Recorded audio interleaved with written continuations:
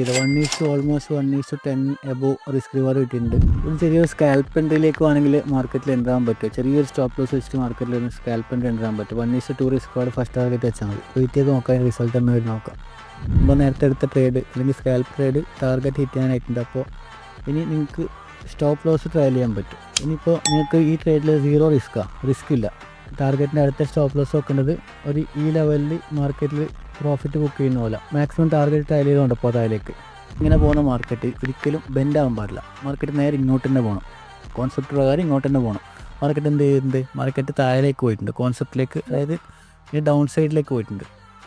അപ്പോൾ മനസ്സിലാക്കാൻ പറ്റുന്നത് ഫസ്റ്റ് വീക്ക്നെസ് അവിടെ കാണിച്ച്, രണ്ടാമത്തെ വീക്ക്നെസ് ഇപ്പം മാർക്കറ്റിൽ ഒന്നും കൂടി ബയേഴ്സ് ഉണ്ടായി. ഈ ലെവൽ ഈ ട്രെൻഡ് ലൈൻ സപ്പോർട്ടിൽ മാർക്കറ്റിൽ രണ്ടാമത്തെ പ്രാവശ്യം മാർക്കറ്റിലെ ആൾക്കാർക്ക് ഈ ട്രെൻഡ് ലൈൻ്റെ എബോവ് ലെവലിലേക്ക് പോകാൻ പറ്റിയിട്ടില്ല. രണ്ടാമത് ഇവിടെ മാർക്കറ്റിൽ വീക്ക്നെസ് കാണിച്ച്.